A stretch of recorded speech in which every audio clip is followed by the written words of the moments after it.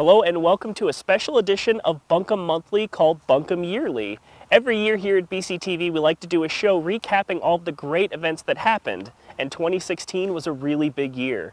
Not only do we have a family justice center now, but we have a couple new schools and we have more bugs, but I'll tell you why that's a good thing. If you'd like to hear about any of the events I talk about in today's episode again, you can visit our website at buncombecounty.org. You can catch videos of all of the things I talk about also at buncombecounty.org/BCTV. Well, I have to start out the 2016 recap by talking about an essential new service we have at Buncombe County. It's the Family Justice Center, and it's for survivors of domestic violence, sexual assault, and elder abuse. The Family Justice Center, or FJC, is a one-stop location for survivors where they can get the help they need to put them in a position of safety and hope. It is located at 35 Woodfin Street in the William H. Stanley Center in downtown Asheville. Through the FJC, you will be able to get assistance from law enforcement officials to help you with possible criminal charges, to gather evidence and information, and to inform you on how the court process works. You will have access to legal services with an on-site attorney and legal assistants to help you understand your rights and protections and to help you navigate the judicial system. Forensic medical exams by specially trained nurses are available to document the extent of your injuries. You will also be given assistance with creating a safety plan for you and your family, case management, and emotional support and counseling to help you heal after the impacts of your situation. Previously, survivors of domestic violence, sexual assault, and elder abuse would have to take multiple trips, make multiple phone calls, and share their story multiple times with up to 30 referrals to get the help that they needed. With the creation of the new Family Justice Center, you can get all the help you need in one safe location. Today, we come together to celebrate the beacon of hope that the Family Justice Center represents. We celebrate the difference it will make for those impacted by sexual and domestic violence, and we celebrate the vision, the dedication, and the strength of those who have made it so. Today, we celebrate our community's commitment to a safer future. When we were faced with the difficult reality that domestic and sexual violence was causing trauma in our community and was damaging our families, our workplaces, and our neighborhoods, we knew that something had to be done. Fortunately, we live in a community of innovative and practical people who rolled up their sleeves and got to work, based on the beliefs that children should not have to bear the scars of violence in the home, that all people deserve respect and justice, and that those who commit acts of sexual and domestic violence should be held accountable. Again, the Family Justice Center is located at 35 Woodfin Street. Walk-ins are welcome. You can also call to make an appointment at 828-250-6900. For more information about the FJC, you can visit buncombecounty.org/FJC. Well, education is going to have a bright future here in Buncombe County after 2016 with the opening of two brand new schools, the Inca Intermediate School and the Isaac Dixon Elementary School. The Inca Intermediate School brings 54 classrooms and 116,000 square feet of space, enough room for up to 850 5th and 6th graders. The tower of the school is modeled after the old Inca factory tower and is even created from some of their salvaged bricks. For some of you, you'll remember the last time we assembled here was at our topping out ceremony, which signified the last steel beam being placed at the highest point of our building, that being the clock tower behind me. From these early beginnings and through the tireless work of our architects, builders, school maintenance, and technology personnel, we are assembled here once again to celebrate the finished product, our new Inca Intermediate School.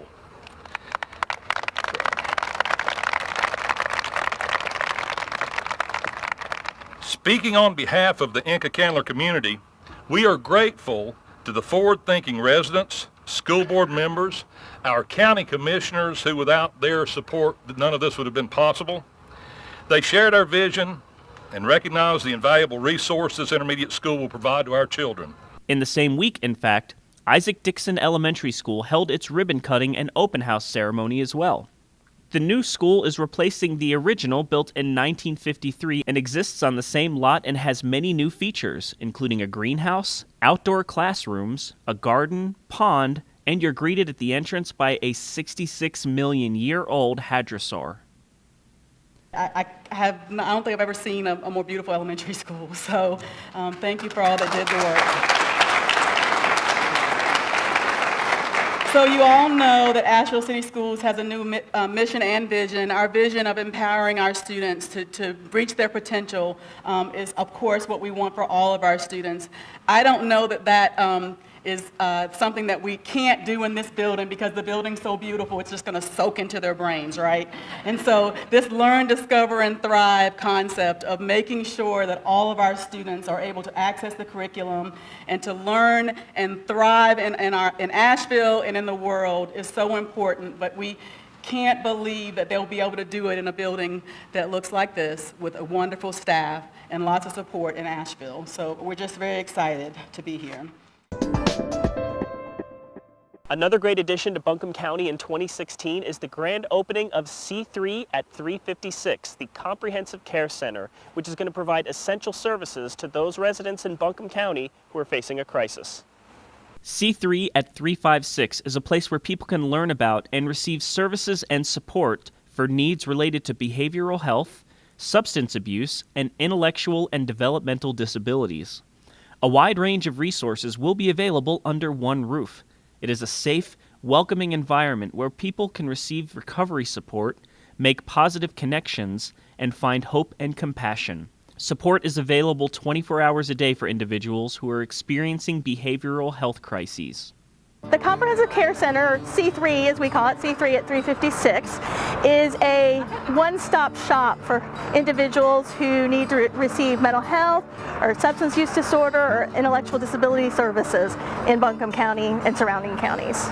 In addition to having routine services, we also have crisis services that will be available 24/7. We have a peer living room program, and we partner with community partners of NAMI, the National Alliance for Mental Illness, and ABCCM Pharmacy. So we have a comprehensive array of services all in the same location.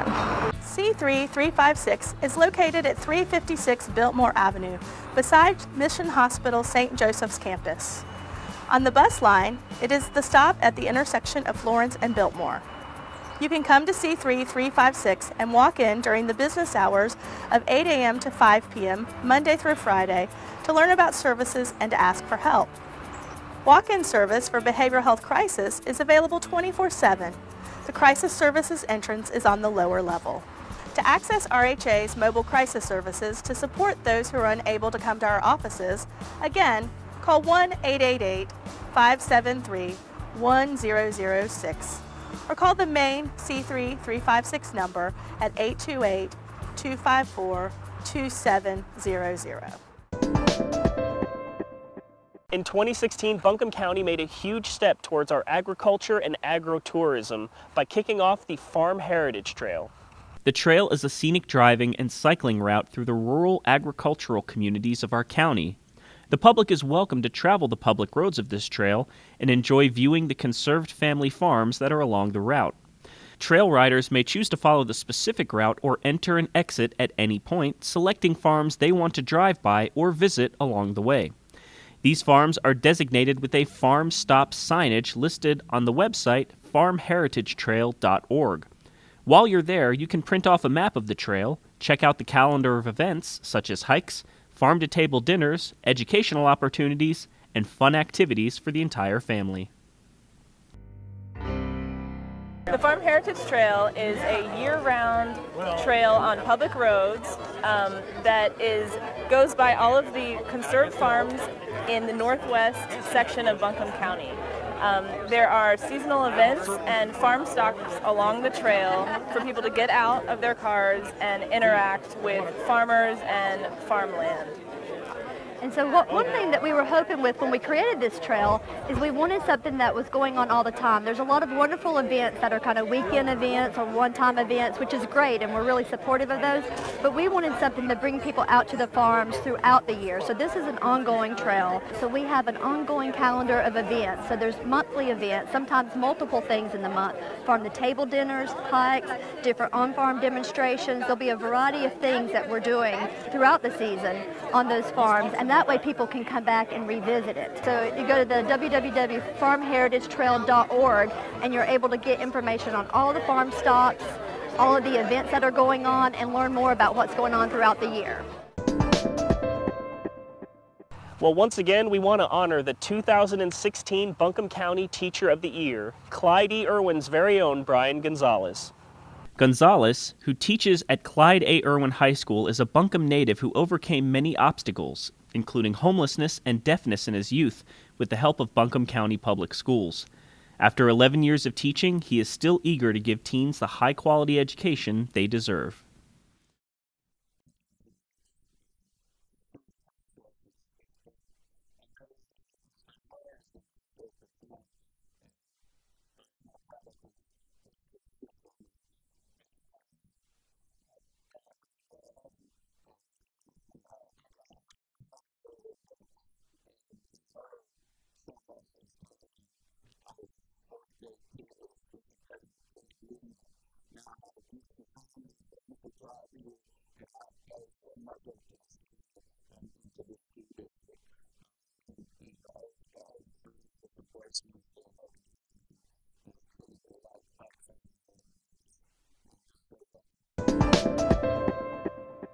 Buncombe County's 911 service got an important upgrade this year. You can now text 911. However, you should only use it under certain conditions. Texting 911 is now available in Buncombe County. However, if you're having an emergency and a voice call is an option, emergency services would still prefer that you make a voice call. Good scenarios to text 911 include if you're hiding, in a domestic violence situation, or if you don't have a strong cell signal. If you have to text, be sure to specify if it's a fire, police, or ambulance emergency and your exact location. Texting 911 should be a last option, but it may be your only one. So downtown Asheville hasn't always had the reputation it has today of being a fantastic place to live, work, and play. So Pack Library's North Carolina room decided to put on a 6-part series from Asheville in the 1980s, dealing with a bunch of different issues that led from Asheville in the 80s to what we are today.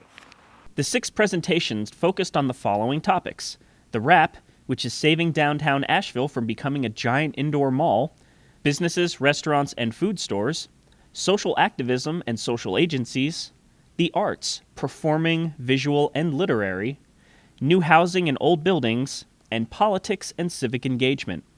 In each presentation, people who played active roles in these topics during the 80s held a presentation and panel discussion about what life was like. Don't worry if you missed them, because all 6 presentations were filmed and can be found online at BCTV's YouTube page, buncombecounty.org/YouTube. You can view them not only on your computer, but on your tablet or even mobile device.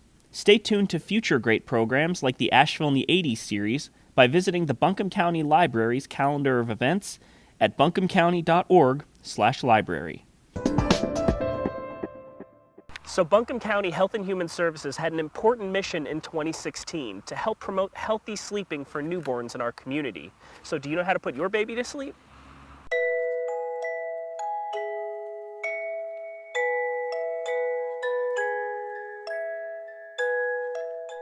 As a parent, it's very important that you get good sleep. It's also very important that your child gets a good night's sleep also.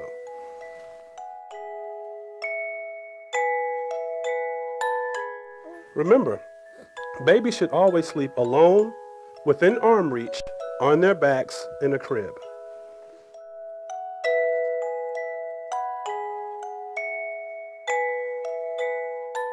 Remember, ABCs to get your Z's.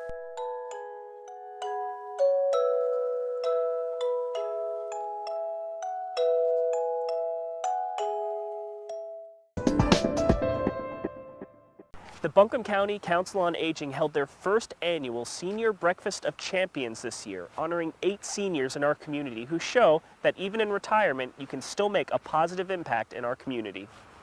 The Buncombe County community submitted their nominations of ordinary but exceptional older adults.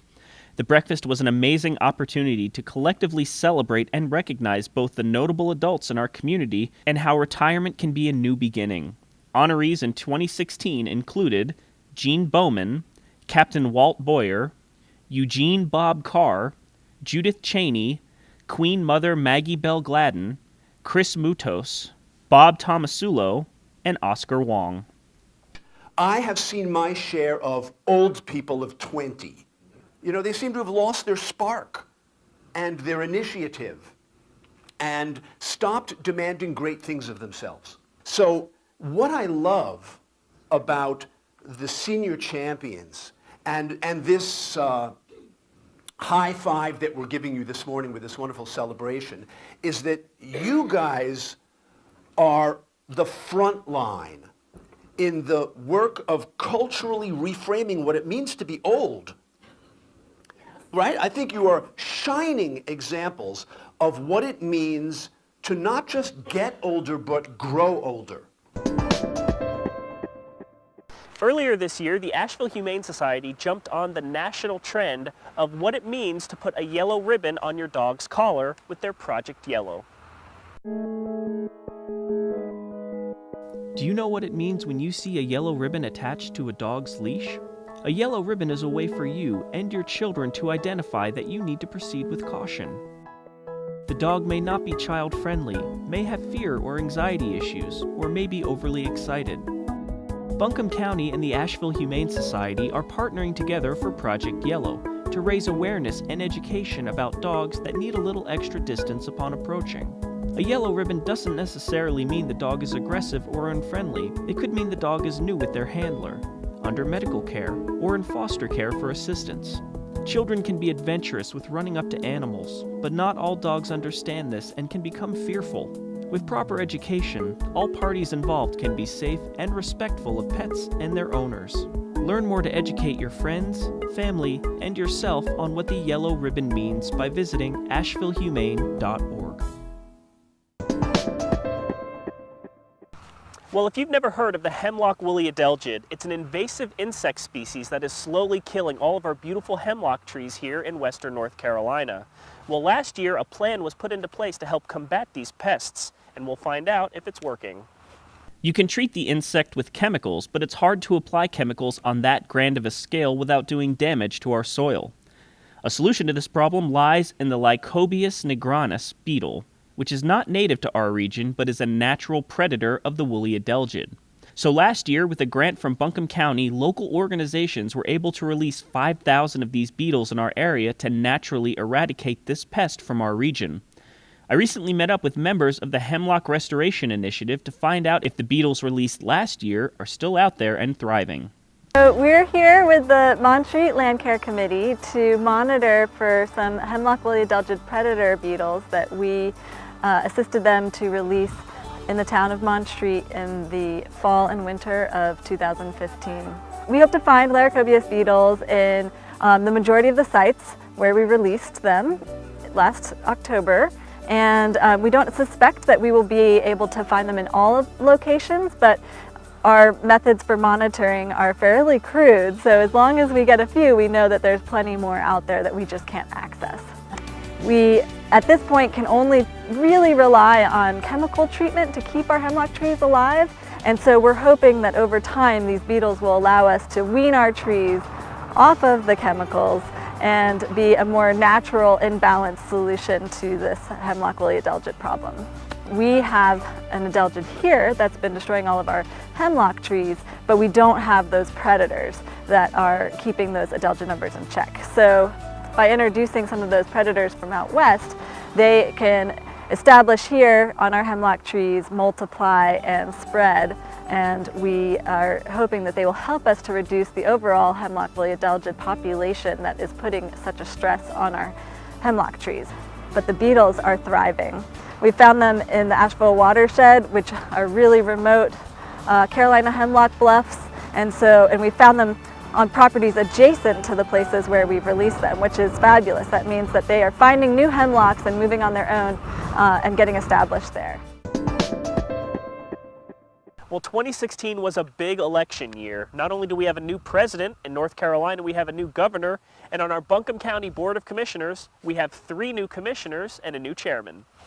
Former District 1 Commissioner Brownie Newman is now the chairman of the Buncombe County Board of Commissioners, taking over for David Gant, a 20-year commissioner who decided to retire this year.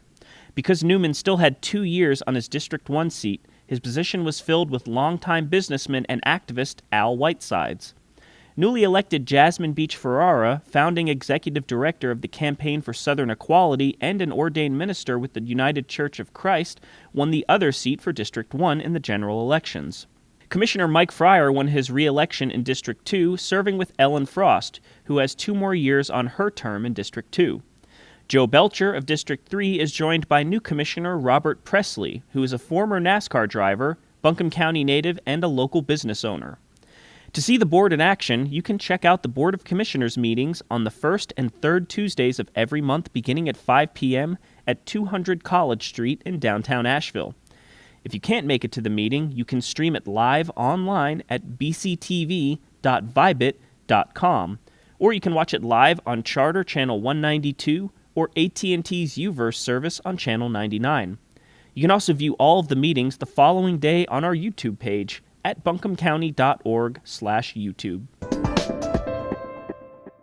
So the last story in this 2016 recap is going to let you know about all of the county office location changes. The Family Justice Center is now located at 35 Woodfin Street. As a result, the Register of Deeds office has now moved to 205 College Street, the tax office has moved to 94 Cox Avenue, and the Board of Elections is now located at 77 McDowell Street, all in downtown Asheville. The Office of Cooperative Extension and the Soil and Water Conservation District are now located at 49 Mount Carmel Road. Finally, the WNC Air Quality Agency is now located on the 3rd floor of 200 College Street in downtown Asheville. If you want to hear of any of the new locations again, or if you want directions, you can find all of that information and more at buncombecounty.org. Well, thank you for watching this 2016 recap of great events that happened here in Buncombe County. As I mentioned before, all of the information I give you in today's episode can be found online at our website at buncombecounty.org. Every story mentioned in today's episode has its own video and article that you can find online at buncombecounty.org. Stay tuned because every month I do an episode of Buncombe Monthly, which covers great upcoming events taking place each month here in Buncombe. So if I don't see you next month, I'll see you next year, and I hope you have a great 2017, Buncombe County.